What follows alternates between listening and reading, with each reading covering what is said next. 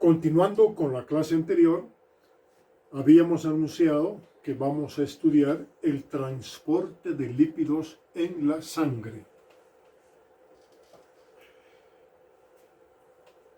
Y ahí tenemos que existen estas fracciones.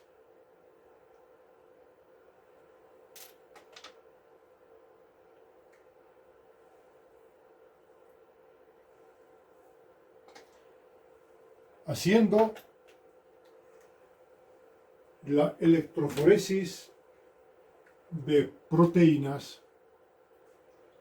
Entonces, en la clase de proteínas habíamos concluido que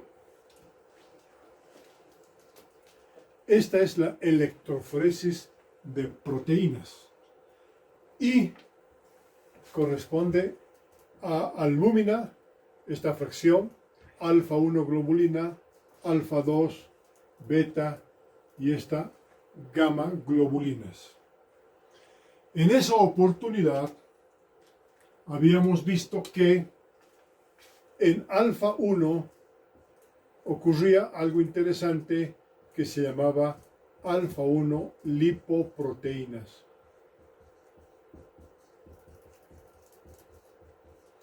Ahí es donde se transportan estas moléculas.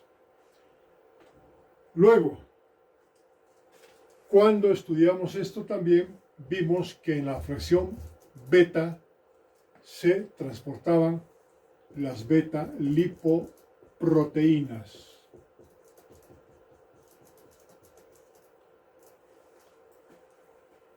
Muy bien, ahora llegó el momento de explicar mucho más qué es lo que ocurre con la electroforesis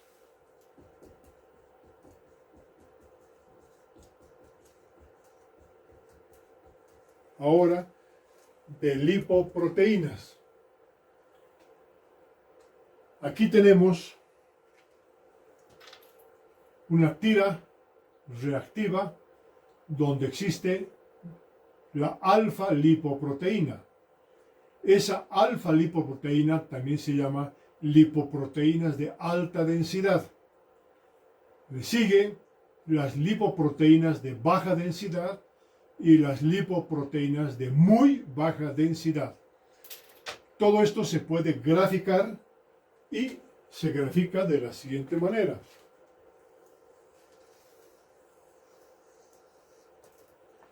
Entonces, esto corresponde a la alfa 1 y ahora decimos nada más alfa lipoproteínas. Esta es la HDL. Esta fracción, la beta, le diríamos beta lipoproteínas o lo que ya está popularmente las LDL lipoproteínas. Y existen otras de muy baja densidad que son las VLDL. Y en esta última parte tenemos a los kilomicrones. Muy bien. ¿Qué es lo que ocurre con estas proteínas transportadoras?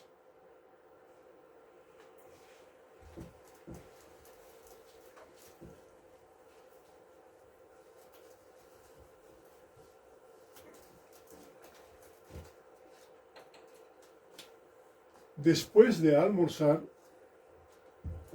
después de comer, generalmente tenemos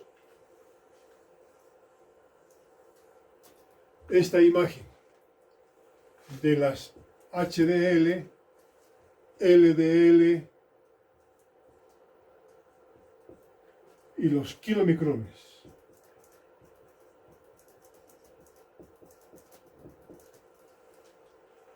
Entonces, después de la dieta. ¿Sí? Muy bien. ¿Qué son las HDL? HDL es un conjunto de apoproteínas. el conjunto de apoproteínas aquí son la apoproteína A1, A2, A4. Y hay una que es pequeñita que se llama la A3, pero estudiaremos después en otra imagen. Más de esta estructura C1, C2, C3. Más todavía tenemos apoproteína E. Inclusive se han descrito muchas FG hasta H. Inclusive tenemos apoproteínas G. Entonces cada vez se van descubriendo muchas proteínas integrantes de la HDL. Las de baja densidad también tienen su apoproteína y esta es la apoproteína que se conoce ApoB100. Algo interesante, miren, esta fracción o estas fracciones ahora podemos decir es una expresión de la función del hígado porque estas se fabrican o se sintetizan en el hígado y el hígado tiene su material genético para cada una de ellas. Entonces hay genes específicos para A1, genes para A2, A4 y todas estas apoproteínas. Aquí también, ¿qué sucede? El hígado, otra vez, el hígado se caracteriza porque tiene sus genes para sintetizar esta apoproteína que es la B100. ¿Qué es lo que ocurre con la que es de muy baja densidad? También tiene la ApoB100. ¿Sí? Kilomicrones. En kilomicrones tenemos una apoproteína importante que se llama la ApoB48, que lo que significa es 48% de esta grande, pero esta es sintetizada en intestino. ¿Sí? Esos kilomicrones que hemos hablado son kilomicrones que tienen otras apoproteínas que son igual que estas, A1, A2, A4, C1, C2, C3 y tiene la apoproteína E. Esta es la imagen que tienen que tener de los conjuntos de proteínas que caracterizan a esas fracciones. Muy bien, eso es lo que nosotros tenemos aquí, kilomicrones, después del consumo de alimentos. Algo interesante es que después, aproximadamente, miren, después de 1 hora ya no hay más kilomicrones. Es más, ocurre que apenas se absorben los kilomicrones, el 10% ya desaparece más o menos a los 10 minutos. Y desaparecen de la sangre rápidamente, de tal suerte que al cabo de 60 minutos, miren, 60 minutos, ya no tienen que haber kilomicrones, porque los kilomicrones se van a distribuir en todo el organismo, particularmente en células adiposas y en los músculos. Miren la rapidez que existe. Este es uno de los motivos por el cual siempre se aconseja que para condiciones estandarizadas sean condiciones de ayuno. ¿Por qué? Porque si se tomaran muestras de sangre después de comer algo, en 1 hora decimos que la sangre está lechosa y así ocurre. Después de comer la sangre se pone lechosa, pero al cabo de 60 minutos la sangre otra vez tiene la característica que ya conocen ustedes de un amarillo ámbar.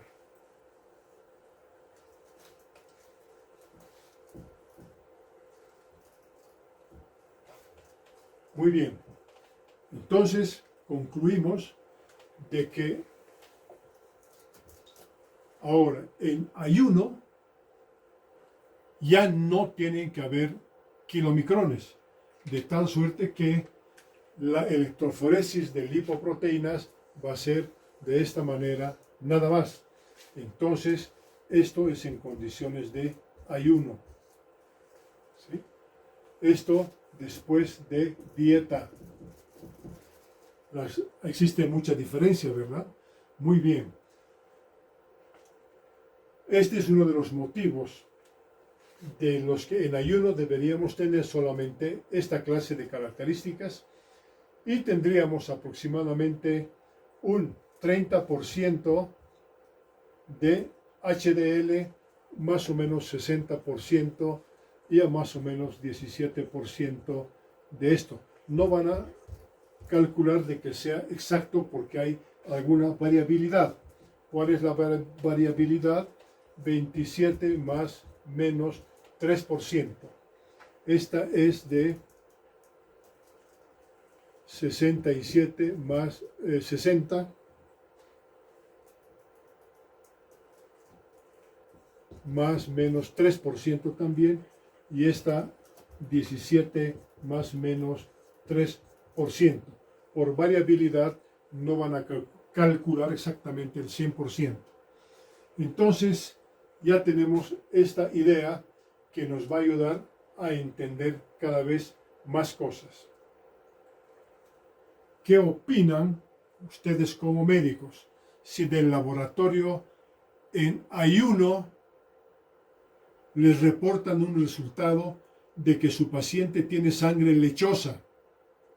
Generalmente son pacientes que les dicen mentirosos porque tiene sangre lechosa. Muchos mienten, pero hay algunos que no lo hacen y cumplen fielmente la indicación del médico. No tome desayuno antes de tomarse la muestra de sangre. Pero ¿qué tal si tienen todavía sangre lechosa? Le juran que no ha tomado desayuno.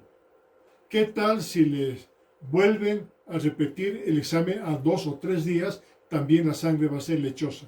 Entonces ahí tienen que sospechar un problema. Un problema en que tienen kilomicrones después del desayuno. Aquí, o digo después del ayuno, que no debería tener, pero tiene. Y ahora hay que investigar por qué tiene. Estos pacientes son interesantes porque son muy sensibles a los infartos cardíacos, pero ya por problemas en que le está faltando esto o una enzima que va a producir el aclaramiento plasmático, como veremos a continuación.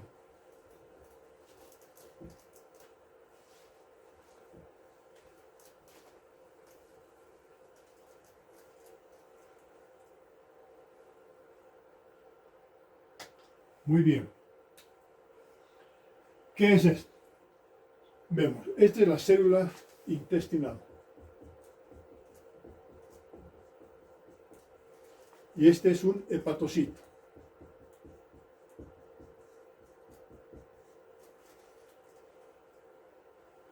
¿Qué es lo que hace la célula intestinal?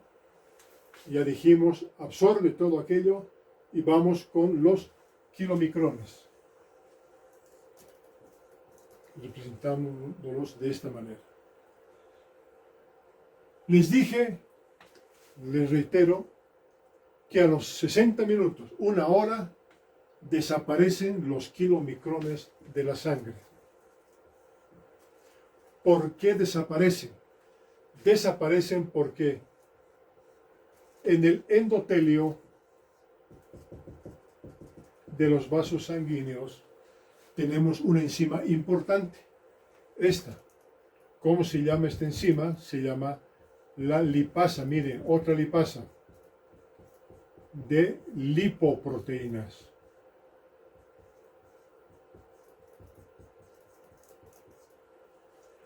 ¿Qué es lo que hace la lipasa? Más o menos parecido a lo que hace la pancreática o la lingua.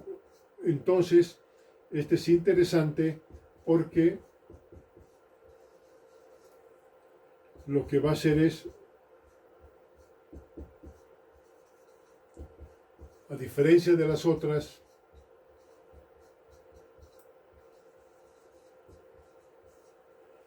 va a hidrolizar a los triglicéridos de los kilomicrones. Este es el triglicérido de los kilomicrones que ha entrado a la sangre y no podemos permitirnos el lujo de que la sangre sea lechosa. Entonces, esta lipasa de lipoproteínas lo que hace es hidrolizar a los 3 ácidos grasos, de tal suerte que lo que vayamos a tener después es solamente a los ácidos grasos libres. N cantidad, tendríamos una fórmula así y, por supuesto, al glicerol.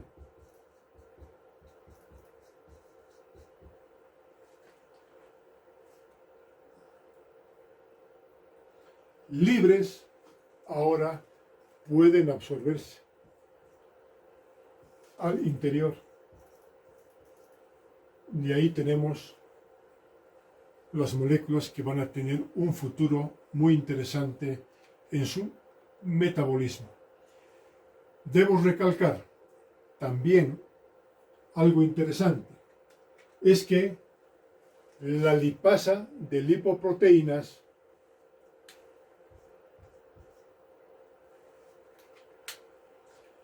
no es una molécula que esté suelta, sino que es una molécula que está ligada al endotelio y ligada al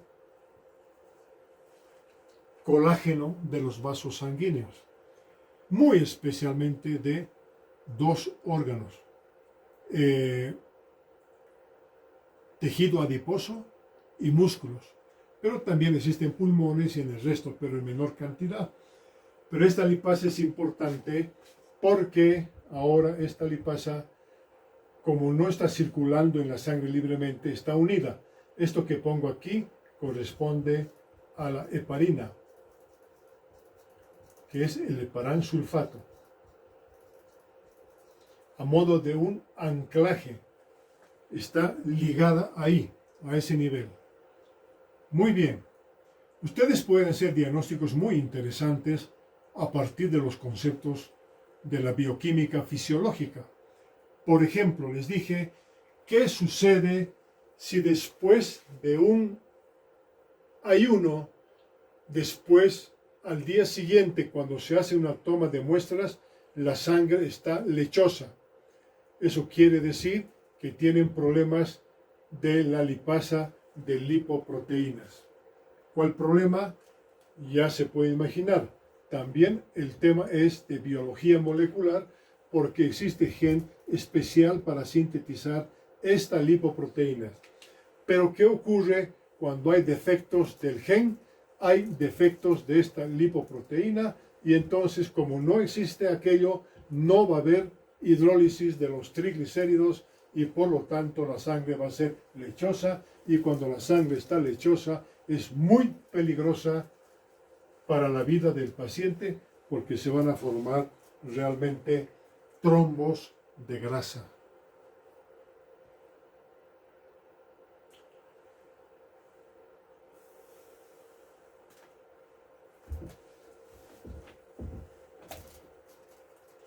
Bueno, algo más complicado. Entonces, más o menos es un repaso. ¿Qué ocurre?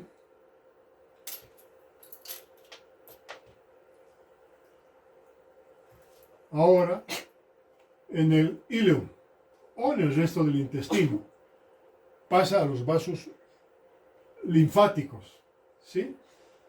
Quelíferos, ya dijimos, directamente a la sangre. Y en la sangre, esto que está en amarillo corresponde a HDL por un lado y por otro lado a los kilomicrones. Los kilomicrones tienen la apoproteína B48. y el resto de apoproteínas que hemos estudiado, las ApoA, las ApoE. Se juntan y entonces reaccionan con la lipoproteína lipasa, los triglicéridos y los ésteres del colesterol. De modo que entran los ácidos grasos a los tejidos. Pero, atención, no siempre entran todos los ácidos grasos y no siempre se hidrolizan todos, sino que existen unos que no van a ser hidrolizados y estos sí se llaman los remanentes o restos de triglicéridos.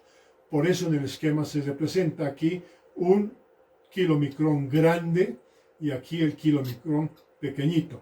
Y estos kilomicrones pequeñitos pues se van a absorber, se van a captar por receptores del hígado y aquí va a funcionar igual que con la lipasa de lipoproteínas, pero esta es una lipasa de proteínas del hígado que también va a permitir que ingrese aquí y los ácidos grasos se van a metabolizar en el hígado y el colesterol también va a metabolizarse en hígado. Entonces este es el destino que tienen los kilomicrones con los tejidos y el hígado.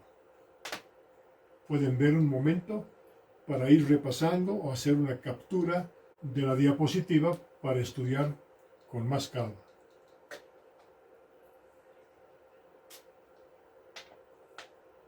Bueno, ocurre que, haciendo un ligero repaso,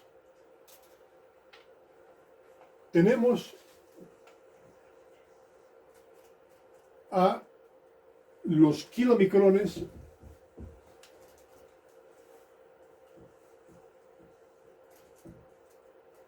...60 minutos...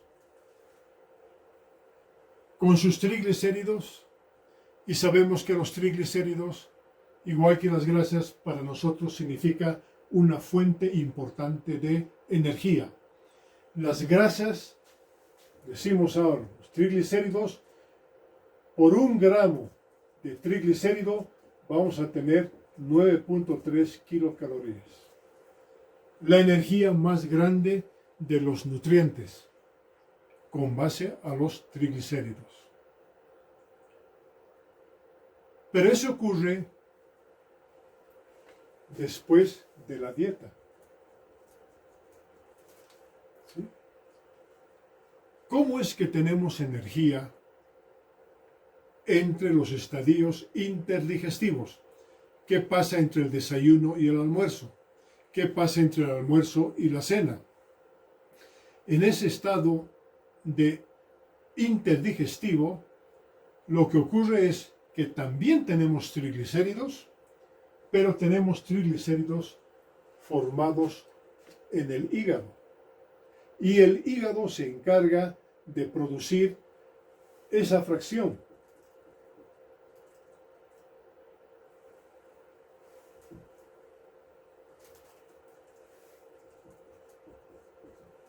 VLDL, se comporta más o menos como los kilomicrones, de tal suerte que la energía proveniente de grasa ahora la tenemos con la participación del hígado, la VDL, que dije que tiene esta apoproteína que se llama la ApoB100.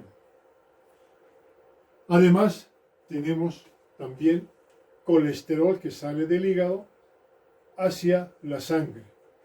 ¿El destino cuál es? Estos triglicéridos que hemos dicho también se someten igual a la lipoproteína lipasa o lipasa de lipoproteínas. Los triglicéridos se van a hidrolizar, los ácidos grasos van a entrar, el glicerol va a entrar y luego miren, esta molécula no siempre, dije, entra todo a las células, sino que se vuelve más pequeñita y también decimos restos o residuos o remanentes de los triglicéridos de la fracción VLDL y vuelven al hígado. Entonces hacen un transporte reverso. Por otro lado, después estudiaremos esta fracción, la LDL, esta, que lo que va a hacer es transportar el colesterol de la sangre, parte a las células y algo muy importante, un 70%, otra vez el colesterol ingresa al hígado donde se va a metabolizar.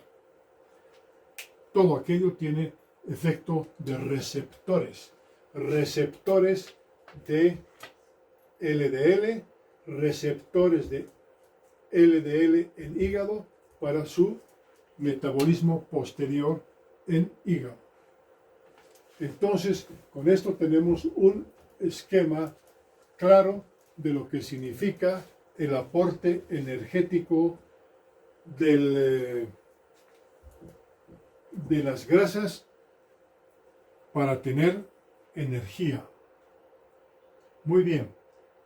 ¿Qué es lo que ocurre ahora con LDL que vimos hace un momento? Nuestro esquema en ayuno. LDL tiene unos receptores, así, receptores para LDL.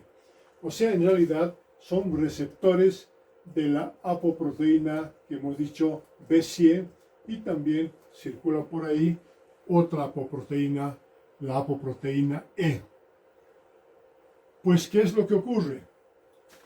Las membranas tienen esta estructura que se llaman caveolas.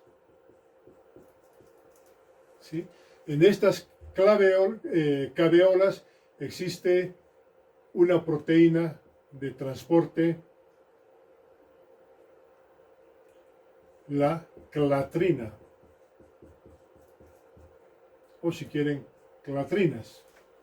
Muy bien. Se captan así, hacen una especie de glóbulo, el lípido en el centro, rodeado de la apoproteína, además de las proteínas de la membrana. Hacen un endosoma y se someten al efecto del lisosoma. Mucho de las proteínas se van a hidrolizar en aminoácidos que se van a volver a reutilizar, pero en el caso de los receptores, otra vez van a salir hacia la célula para captar más LDL. Y por otro lado, van a dejar en libertad al colesterol. Es el colesterol ahora que está dentro de las células y estos se van a movilizar de diferente manera, se van a metabolizar muchas veces a este nivel y van a servir para estimular al DNA de las células para producir receptores especiales que van a regular la concentración de colesterol dentro de las células. Eso veremos más adelante.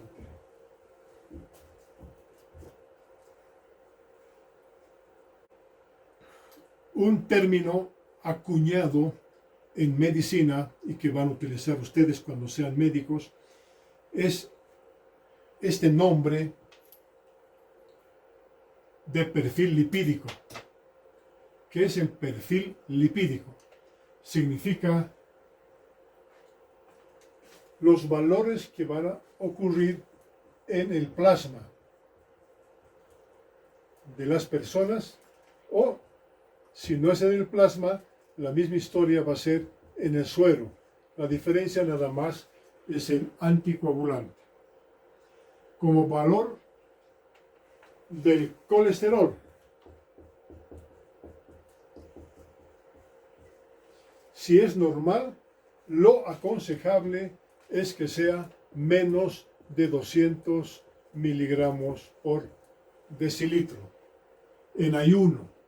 Entonces diríamos que lo mejor es que ocurran valores menores, que sean valores más bajos. Y ya veremos después el peligro del colesterol alto. Y entonces valores más de 200 ya son valores indeseables y son valores peligrosos. Dice perfil lipídico. Entonces, en perfil lipídico, ustedes van a pedir al laboratorio la cantidad de HDL o LDL. Esto significa ahora que HDL, esta cantidad que deberemos tener, es aproximadamente de 50 miligramos por decilitro. En realidad estamos midiendo la actividad del hígado en este tipo de concentración. Luego, LDL.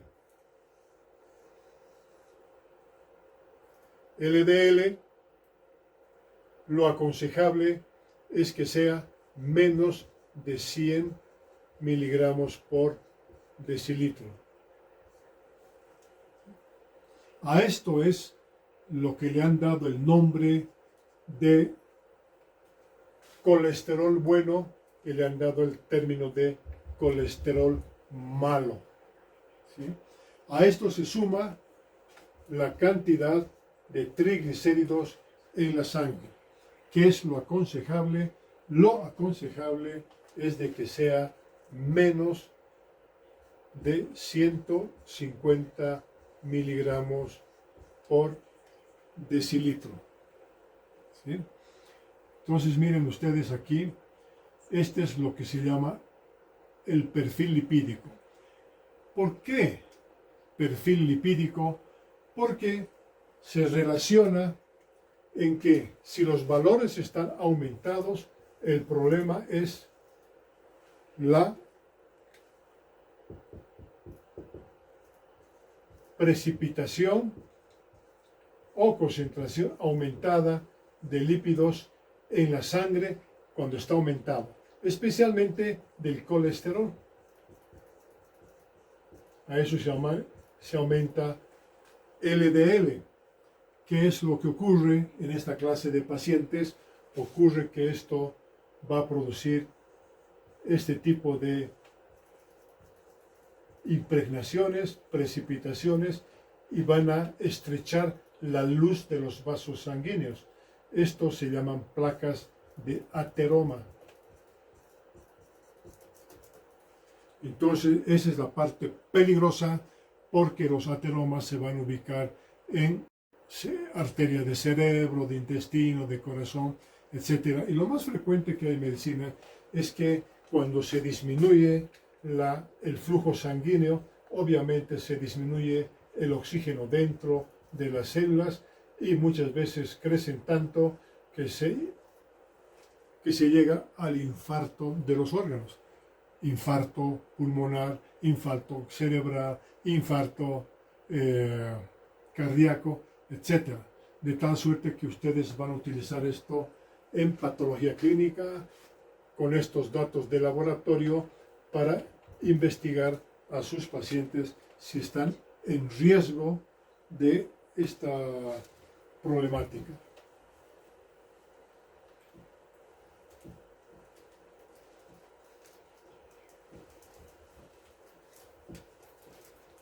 Para que tengan una idea más exacta, les voy a regalar unos cuadros que son la expresión de la función que tienen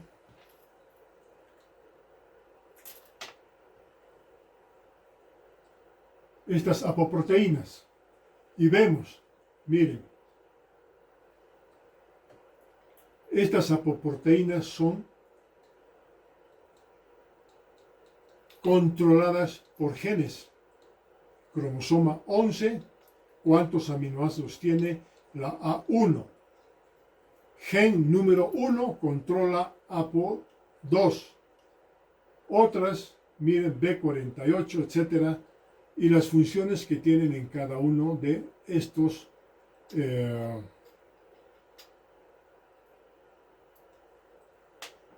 lípidos de la dieta, especialmente si hablamos de HDL, el trabajo que tienen sobre el colesterol. el trabajo que tiene sobre fosfolípidos. Y así ustedes copien esto, porque sí van a tener que investigar a futuro, porque es la función de cada una de estas moléculas. Y seguimos más allí, tenemos a la apoproteína C1, que también le hemos descrito como C1, C2, C3. Es lo mismo y también existen genes que controlan todo aquello, con qué clase de fracciones trabaja y qué es lo que puede hacer.